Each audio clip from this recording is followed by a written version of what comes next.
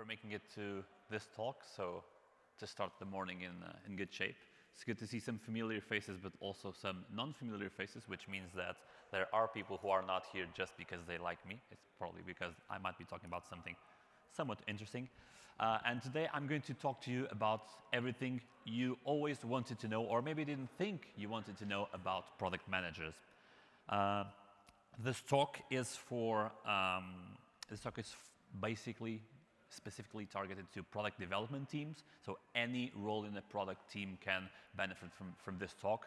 And for me, product teams are cross-functional, mission-driven, and long-lived teams that work together for a common purpose, which is the product and the goals that the product helps achieve for whoever uses or buys the product. So today, I'm going to talk to you about who product managers are, so what exactly is a product manager, why they get out of bed every day, so what drivers move them, and what things keep them awake at night sometimes, not too often, fortunately, how they go about doing their job to pursue these goals, and what is the relationship between their job and that of the product team, and finally how you, as a member of a product team, be it developer, designer, team lead, whatever, how you can relate better with your product manager so that both of you can succeed together in that common goal that is the success of the product, because ultimately it's the product that justifies the existence of the team as such. So to start with the who am I?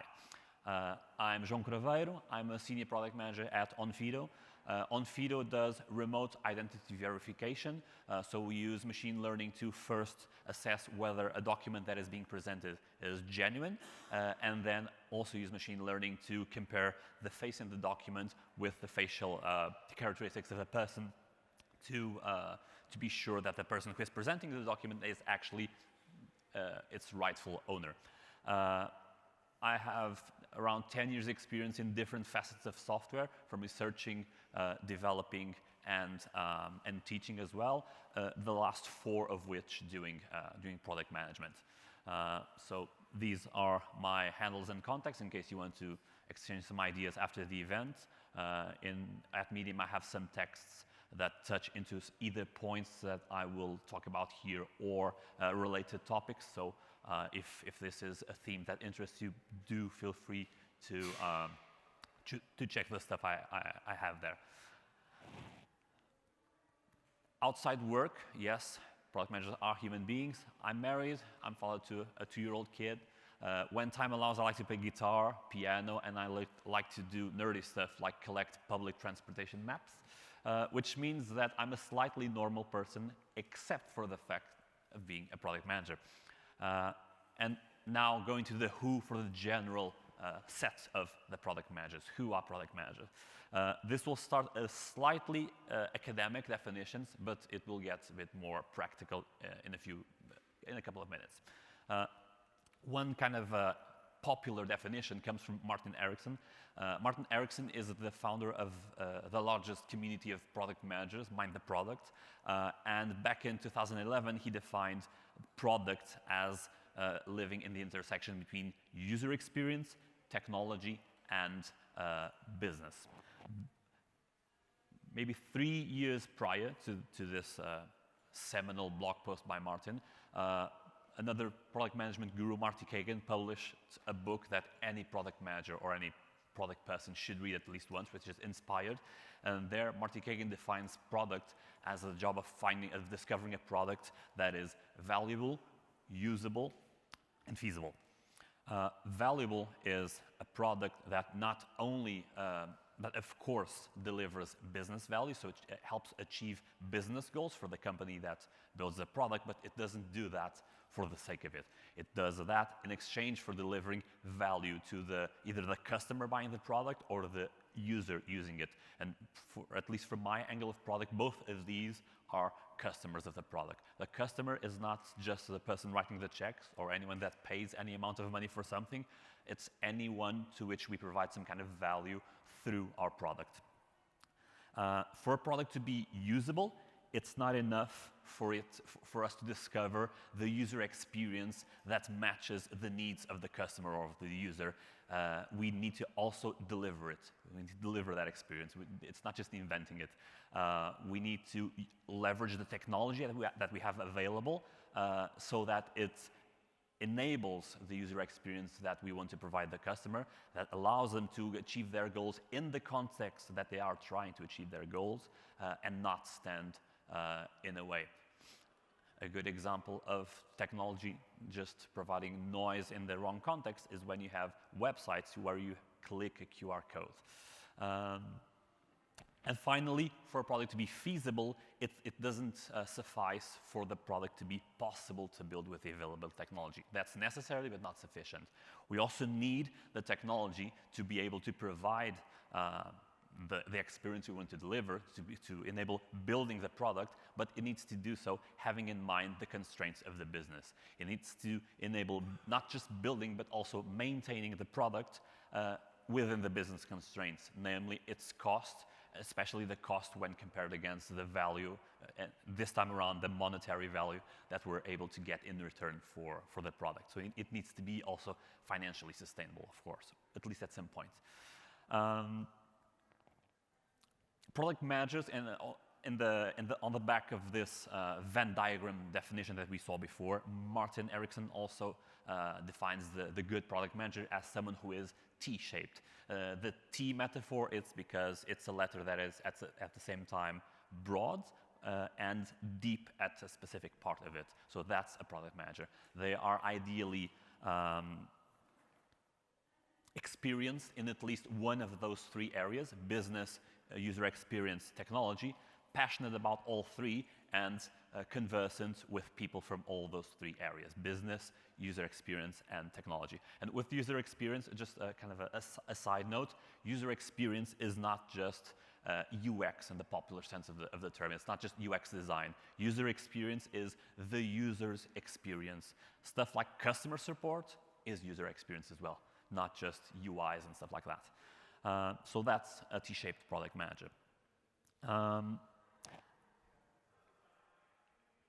Although project management is one of the skills that a product manager also needs to apply,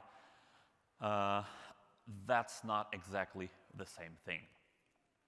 A product manager success is measured by the value being delivered, not just by being able to deliver it very quickly. So, and product manager is a role that is not that well understood sometimes, but one thing that is important to notice is that a product manager is not the same thing as a project manager. A product manager must be able to influence the requirements, not just be responsible for delivering them on time. Because ultimately, the driver is the success of the product, is those areas that we talked about, especially the value for the business and the value for the customer. So that's really, really important.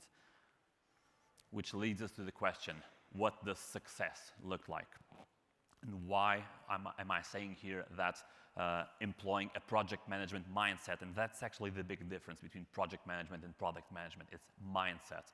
If we employ the project management mindset, which is totally valid in its own scope and its own remit, if we employ it to product management, that's a recipe for failure. So what is success then? Is it output? Is it delivering lots of stuff as planned, in time, tens of microservices, high-end technology? Is it on schedule and according to that carefully crafted plan that we drew 3 or 4 months ago? Of course not. From a project management perspective, certainly yes. But there's an adage that says that it's not worth it climbing really fast a ladder if it's leaning against the wrong wall. So the real value that a product management should be after is not the output, it's the outcomes.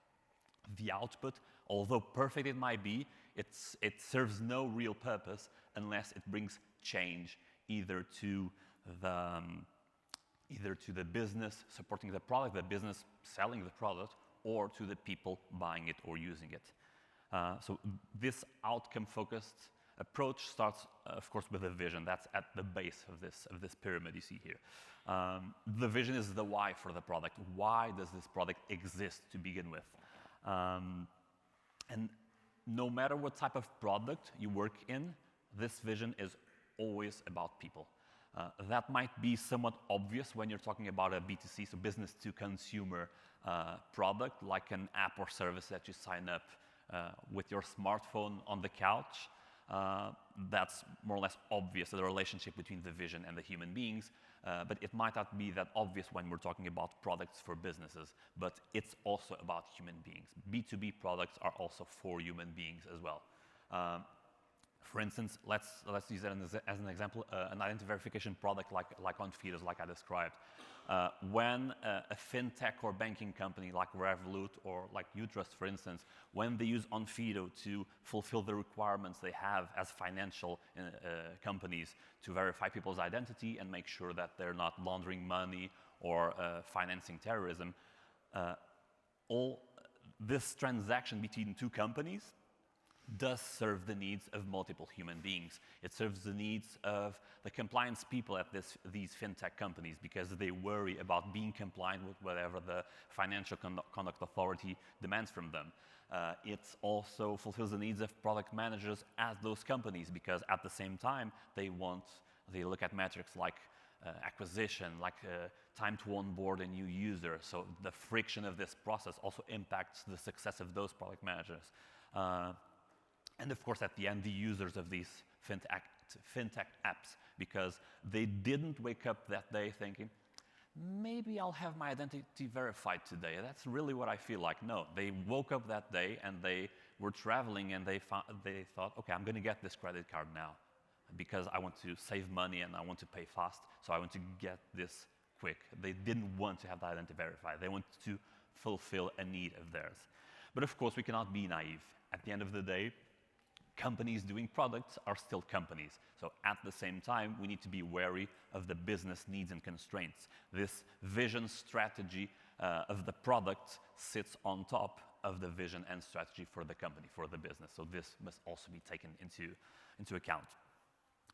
So wrapping up, this is the part where it starts being too academic and hopefully becomes more applicable, more relatable to your different use cases in your lives and in your teams. So we talked about product and we talked about T-shaped people using the technology that we have to provide value to customers and businesses, taking into account the constraints of the business supporting the product.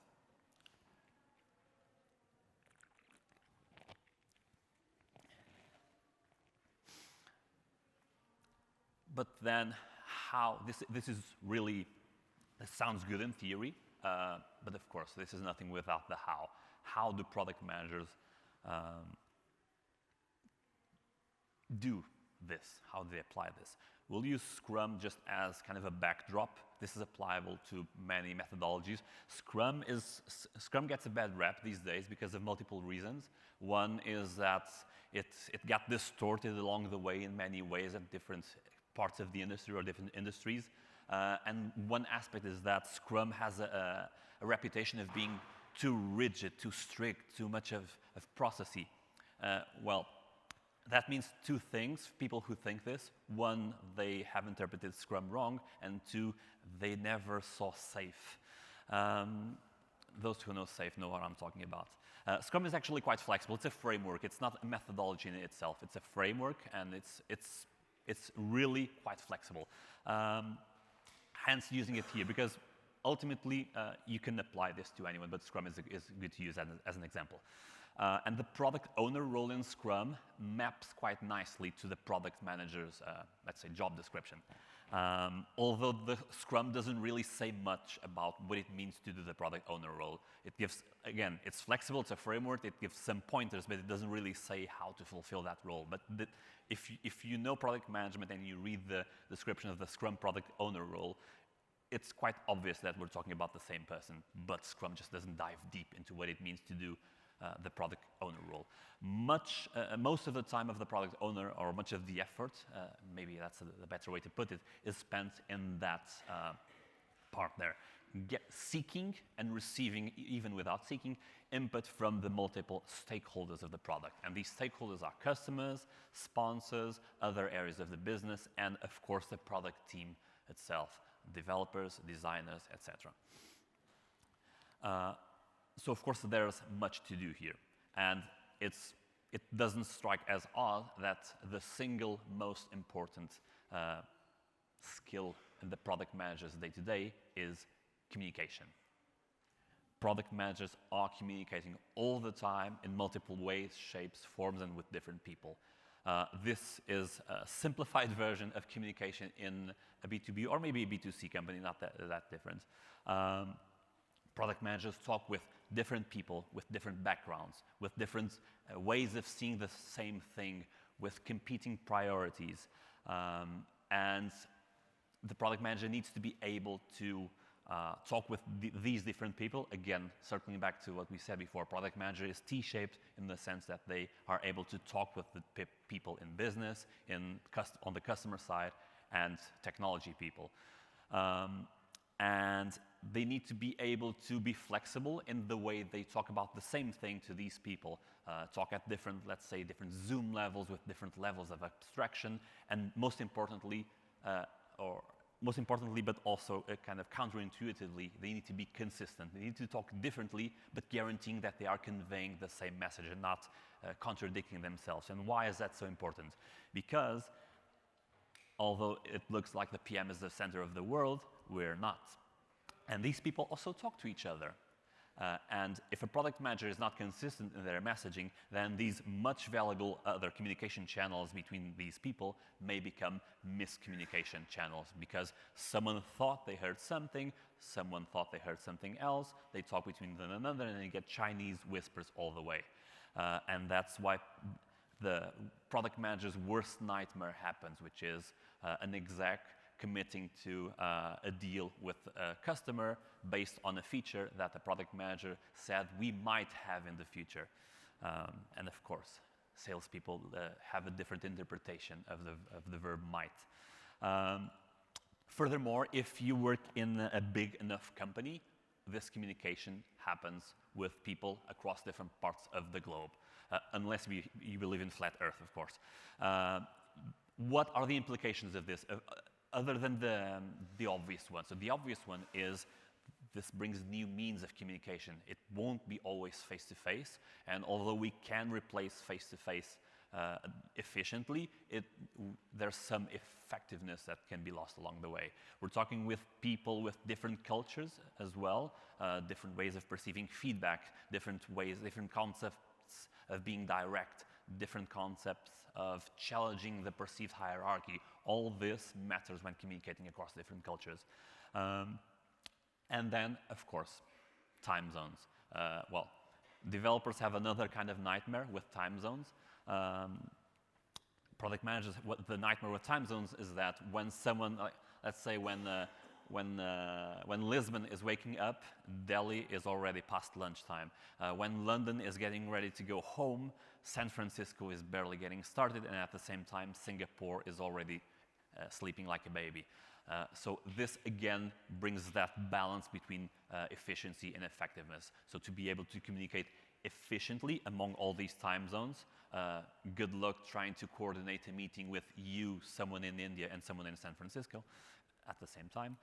So you'll have to use ways of communicating that bring efficiency. For instance, more email, more Slack. You kind of want to reap the benefits of them being asynchronous, but of course you lose some effectiveness in the communication. That's a balance one needs to strike.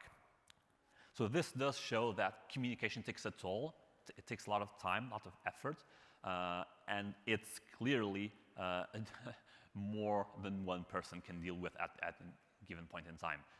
But luckily, not all these conversations make sense to be having all the time. It doesn't make sense to be talking with everyone about everything all the time. And especially because these conversations have some kind of relationship with what the product team is working right now or will be working in the near future. And that product team, well, is finite as well. So that brings another tremendously important skill for a product manager, which is prioritization.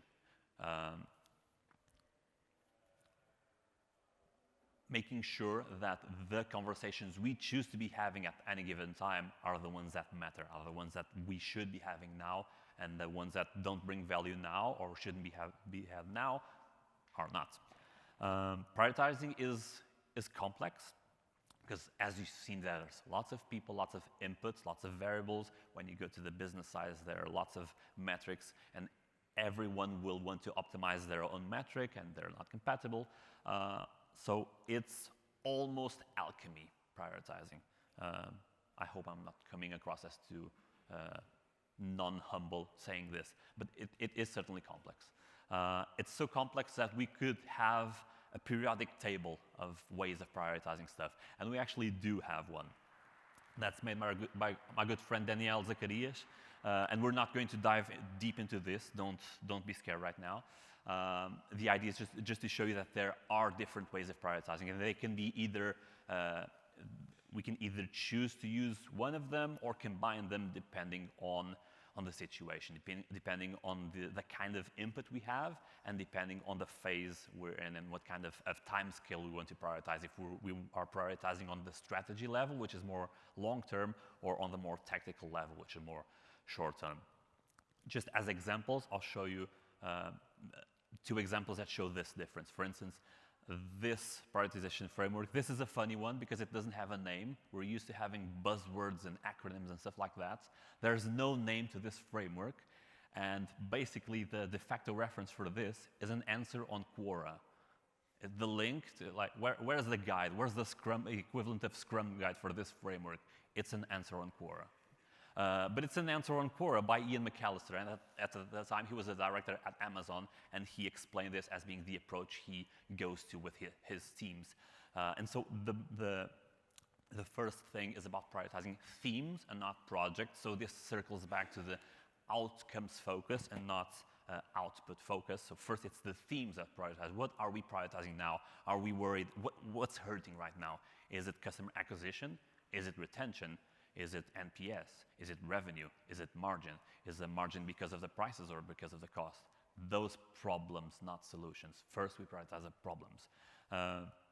Then we found out, okay, what's the sequence and what's the amount of resources we're going to devote to each of these. I'm not calling people resources, don't worry. Resources is a combination of people and time.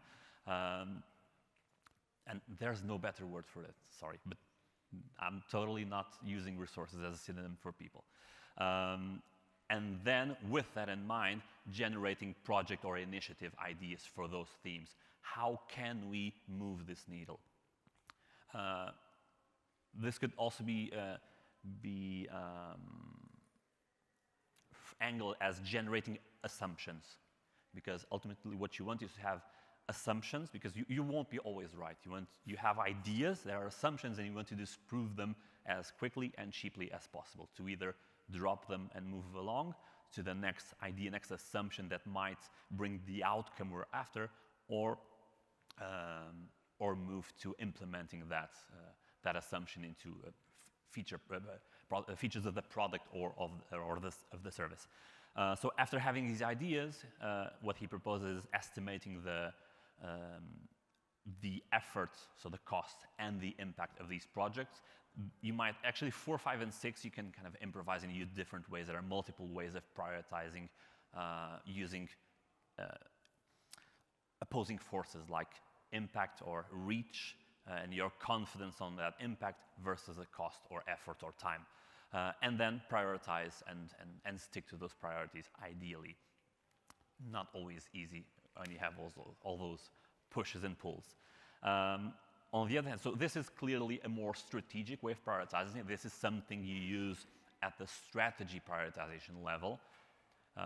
And then on the opposite side of the scale, you have more tactical stuff. Ways of prioritizing that you use when you're already deep into one of these projects, you're implementing it and you're turning the problems into backlog items.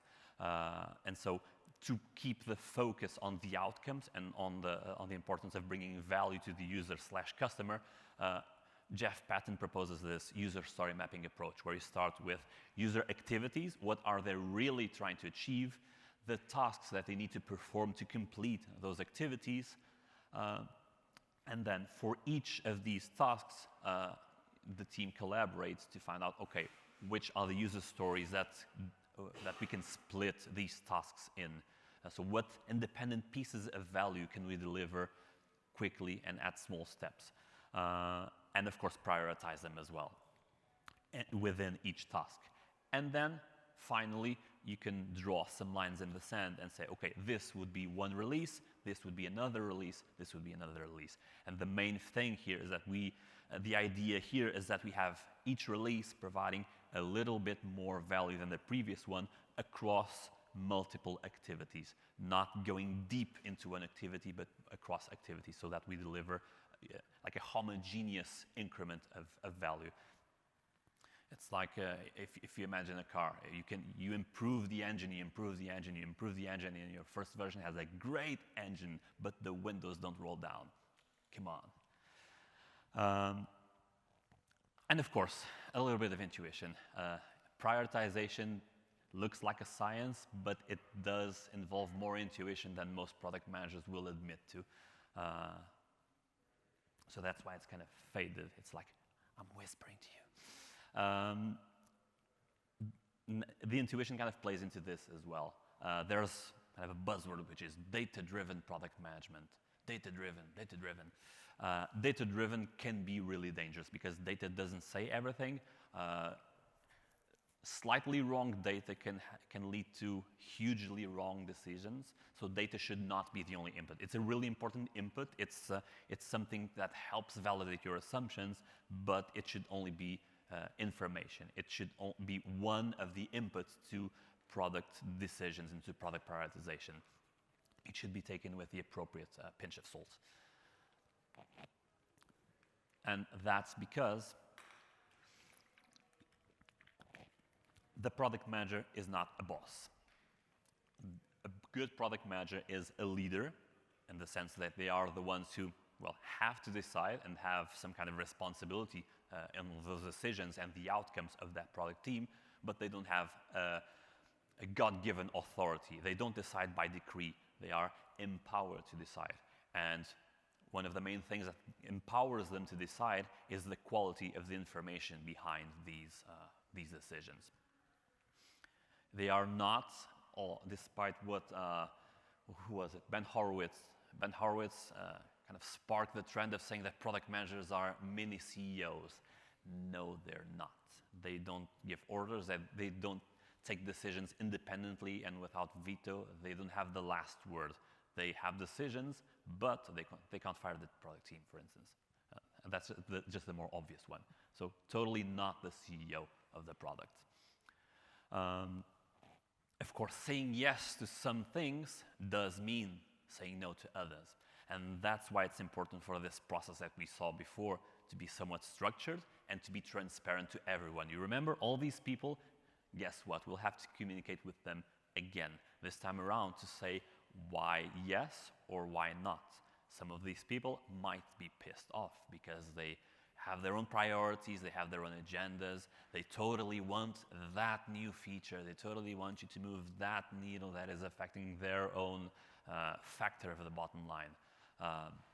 So that's why it's important to again, emphasis again, communication, but also it helps tremendously if all this process is transparent all the time, all the prioritization and decision process, because then even the people who will have their priorities sent to the back burner will more easily stand behind the product manager and stand behind the decisions made on the product or what goes on, what goes forward and when.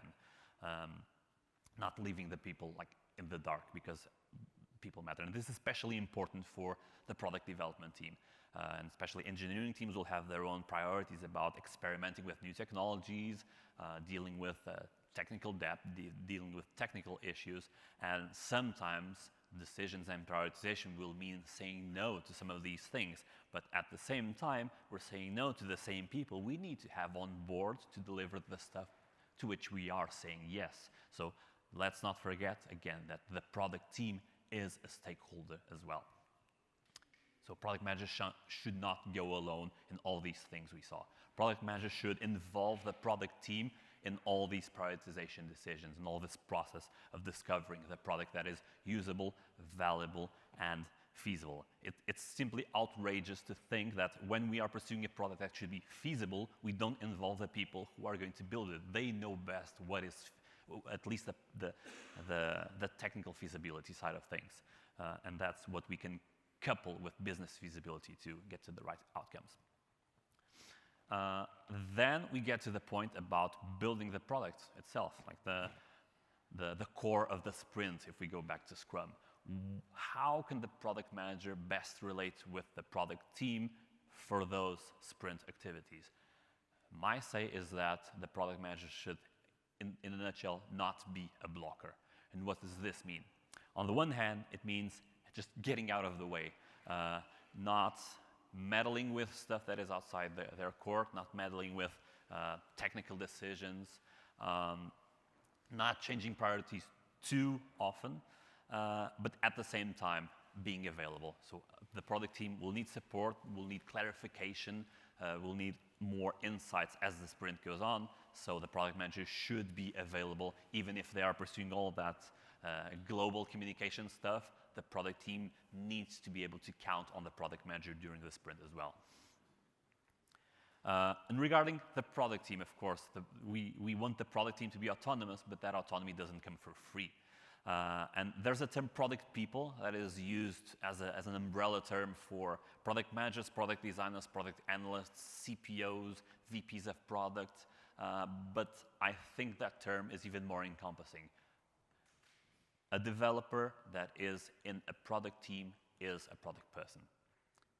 At the end of the day, the success of that product that justifies the existence of that team is the outcomes that that product brings. So developers should also have those outcomes in mind, because otherwise they will just provide outputs that may be brilliant, they may be technically sound, but if they don't provide a tangible outcome to either the people using or being affected by the product and or the business, then it's just that output. That doesn't mean that they should replace the product manager, of course. In the same vein that the product manager being technically minded and having technology in mind doesn't mean that they will replace the developers. But what it means is bringing the technology side to the table to complement the product manager, but also always having in mind that the technology is a piece in terms of getting to a usable product and getting to a feasible product. So having in mind the side of the customer and the side of the business is also key to a successful product team.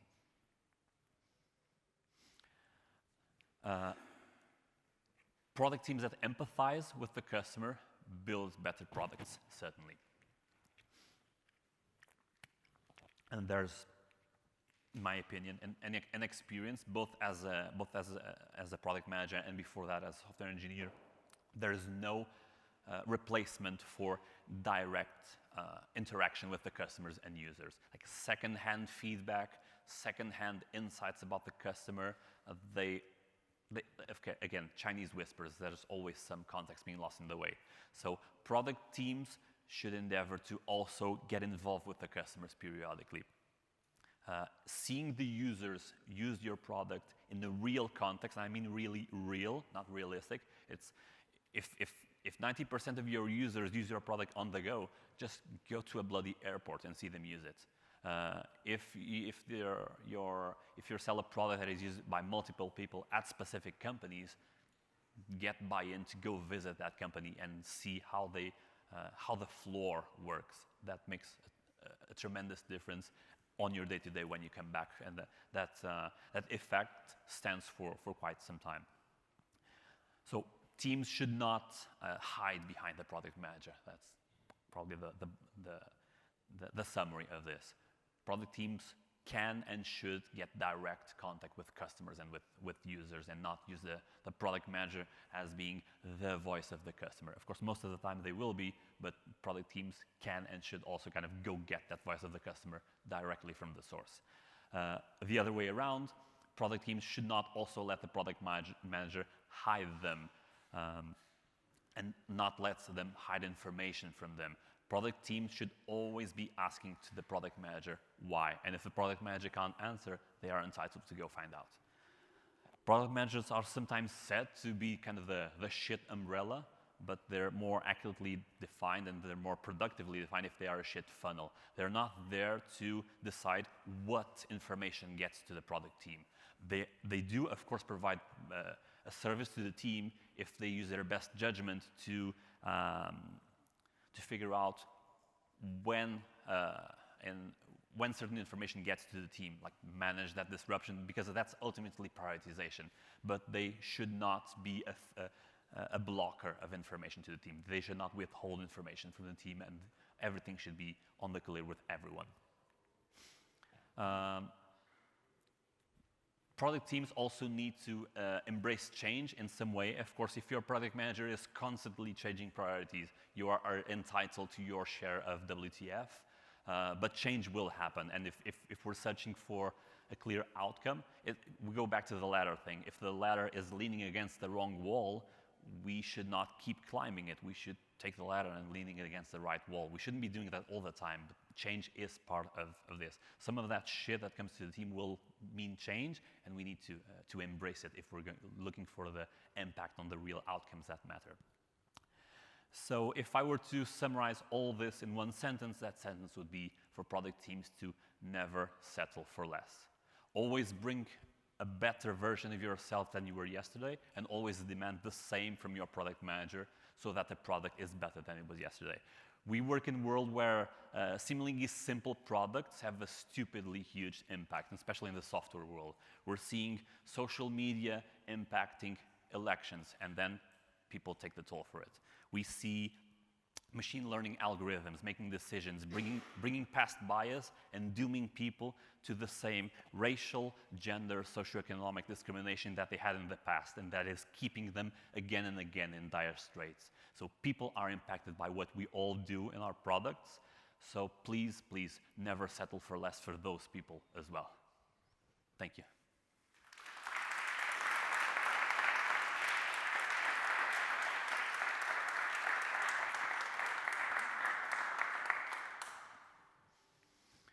Any questions out there? Anyone still alive? There's one over there, one over there. Wait, please, for the mic. Hi, hello. I'd like to know if you started as a product manager, or how do you started your career? Yeah, I mentioned that at the beginning, but just in broad terms, but I can be more specific. So first, I started a career more in the research academia path. And then it wasn't working. It wasn't working in the sense that when I finished my PhD, we were in the middle of a crisis. So money, bills to pay. And then I moved to a company working as a software engineer. And 1 year or so, the product management path kind of appeared organically. Because there was at the same time the interest as well. And so I transitioned from a software engineer role to a product management role. If you want more detail, that's more than fine. Yeah. Okay. Great talk. Thank you. Thank you. And I'm curious because we also see product managers in our company, just as you talked about, and it was quite refreshing to see this talk from someone else, because we didn't do it in Portugal. How do you hire product managers? How do you find them? Because we are having quite some trouble finding product managers and not project managers. I think it's exactly probing for these things. And by the way, project managers they are not doomed to not being product managers. And that's actually one of the most natural parts in moving into product management. And even in the path that I was describing just before, I was working at a company that was doing products for clients. So depending on the product and on the kind of the relationship with the client, sometimes that product management activity was, we didn't have the degree of autonomy that a product manager must have, and it was mostly project management. So project managers, that's a skill that they can totally apply moving to product management. But yeah, how do we hire product managers? I'm trying to think. I think there's also a great value in creating product managers. not just in hiring people from adjacent areas, but also within your company. Because especially if you look at that Venn diagram, there is one of those circles they already have, which is the customer empathy.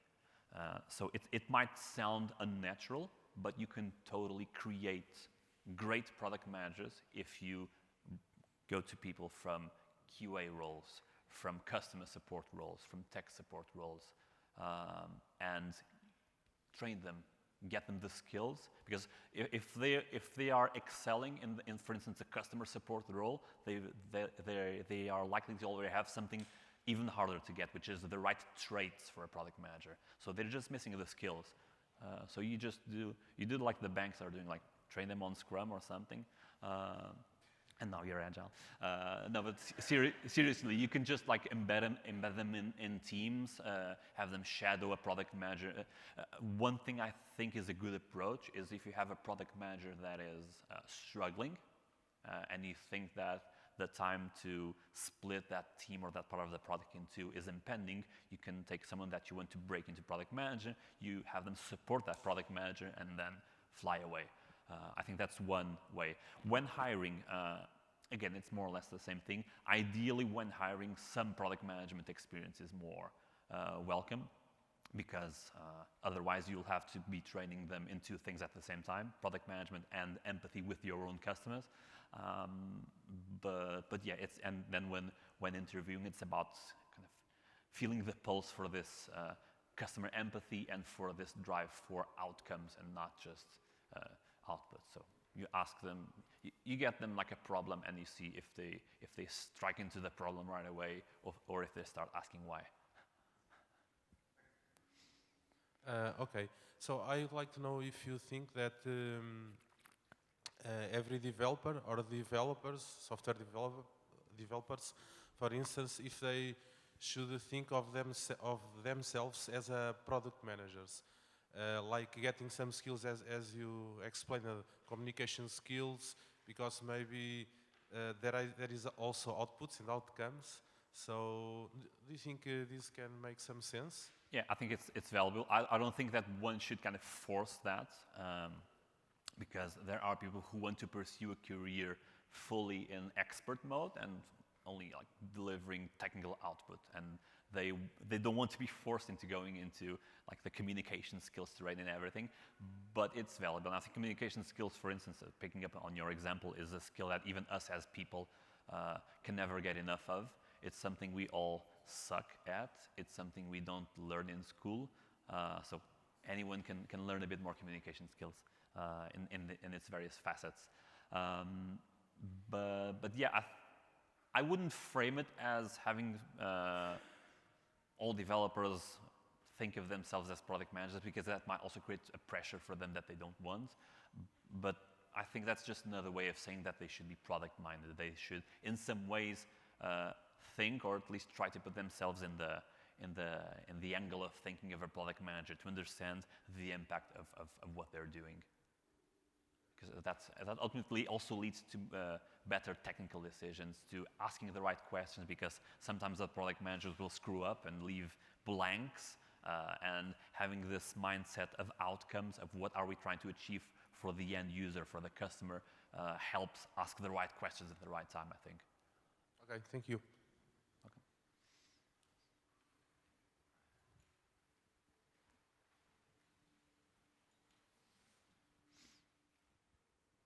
Okay. Hey, great presentation. Thank you so much. Thanks. So my question is, we've been talking about product managers. I'm fairly confident that we all know what an engineering manager is too. Okay, so usually it's like two very typical roles on any sort of interesting IT company. Don't you see like a huge overlap between these two roles?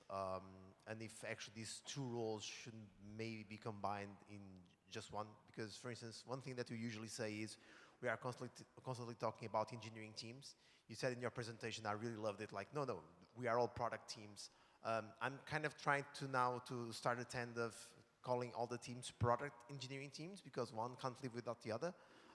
So do you see these roles kind of combining, or do you think that this overlap gray area is something good? There's overlap, but I think it's dangerous to combine them. For me, combining those roles is like having someone play the bass and the guitar at the same time in a band. It's different rhythms. It's different. They have within the output they have different goals, and there's actually somewhat of a conflict between those goals because, of course, product managers, no matter how outcome focused, they also want to get to those outcomes fast. So in terms of the delivery, they will always have kind of a bias for faster, whereas an engineering manager may be doing a more striving for a more equitative balance between efficiency, speed, etc., and sustainability for the team. Not that product managers are morons, but it's just like the pressures are different. So I think combining them, I think it's dangerous. But there is certainly lots of value in them interacting really closely, and there is certainly overlap, and they should both be focused on the outcomes, just pursuing them differently. But it's different rhythms. It's bass and guitar. Thank you. And the bass should be paying attention to the drums, not the guitar. That's why Metallica lost the bassist.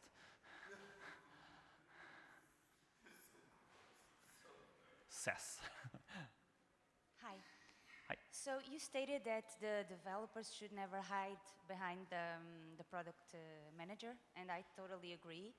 And I think that the team should always work as a team. But my concern with that statement, the one that you said that they should talk directly to the customer, is if they don't align, after that meeting, if they don't align with the product owner, and that they maybe can start developing something, let's say a functionality that it's a feature, sorry, that it's different from what the product manager has designed or specified. Well, that's what I would call the product manager stepping up too much in a term that's not theirs, because if you have a product team of specialists in their own areas, the product manager shouldn't be diving too deep into designing the solution. The product manager should ultimately be facilitating the decisions to get to the right outcomes. Of course, having a say in the solution as well, to some extent. But I think that's exactly the scenario where a developer has even more authority to say, you remember that idea you had? It's crap. And developers always have the authority and should always be at ease in a product team environment to say this if they believe so. But if they went there and saw the customer using it, they have even more authority to say that because they have the evidence. So any good product manager will take that feedback and understand it and give it the appropriate importance. And yeah, if that's the best solution, let's go. I hope that answered your question. Was that it? I understand it, and I had a developer Sorry. stated to me that I own the code, so I do whatever I want. And I said, no, you won't. Not because I'm in charge, but because that's the way the company wants to go. So we are aligned because the product manager is not God. He also goes by the company's strategy. But my point is when they talk directly to the customers and then they don't align with the product manager, that's my concern. Okay, I think this talk would need maybe 15, 20 minutes more to talk about a discipline of communication skills, which is conflict management, which yes. I think I will only be able to do that talk in like a couple of years because that's something really hard. And I think that's why most companies stated that only the project manager or the product manager talk to the clients, because there are some situations where these kind of things happen. I think that what you stated is what it would be really cool, because it means that the team trusts each other, but I don't think that's what's happening today. yeah, and as I said, the autonomy comes at a price. So to be able to exert that autonomy, the team must have the product orientation angle and not just act as the dictators of the solution. Thank you. I know it's a really open question, but what are your thoughts about product manager who doesn't code? Sorry, can you say that again? I lost a bit. what's your thoughts about product manager who doesn't code? A product manager who doesn't code, why should he or she code? That tech circle doesn't mean that should, and there's two things, coding and being able to code. Product manager should not be coding, period. About being able to code, so knowing how to code, that can be a plus, and especially in circling back to the previous question, having that background does help, and in my experience, that's my background. It does help in having some authority when discussing with the team. You have some reputation to bring to the table when discussing technical issues. You can understand the technical challenges better to then convey that to non-technical parts of the business. So it totally helps. But a product manager shouldn't be required to know how to code. They do, of course, need to understand technology, the limits and capabilities of the technology, and broad technological things like system architecture at the really high level, just to understand what people are talking about when there's an issue, knowing what front end, back end, and the database are. But I don't think that a product manager brings any value to the table because they can tell functional programming from object-oriented programming.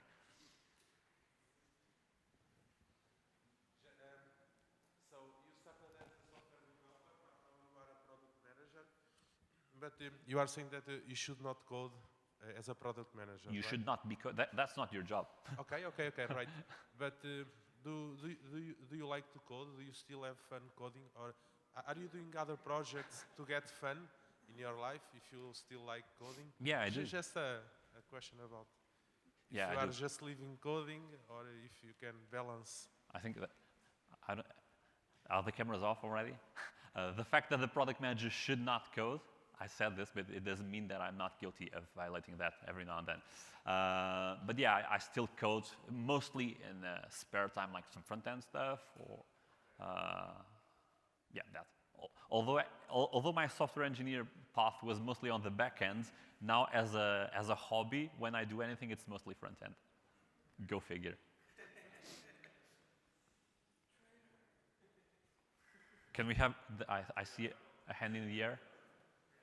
Do we have time for another one? Actually, it's funny because I did 3 or 4 years of project management purely, and then I'm shifting now to product owner or product management. So I fit on some of the conversations we had here. My question is regarding ideation process, or basically when you define your roadmap. So I'd like to know and understand, okay, in the beginning of the year, you try to define it, of course, roadmap for actually this year, for instance, and when do you refresh that? Because sometimes, you know, you do analytics, you do research, market, you have other customers bringing you feedback, and suddenly you need to change this roadmap. So how do you do this process? Do you change, or do you do a revision every 6 months, every 3 months? What is your opinion on that? That also kind of depends a lot of your company context, because this also trickles down if you're B2B or B2C, and then how the cycles of business also work. But for instance, something that works, and that's my current experience, is, well, course correcting is something you can and should do whenever the need arises. But at least every 3 months or every quarter. I don't like using the word quarter, because I don't think product management should be obeying to arbitrary boundaries between calendar months. But let's use quarter as a time scale.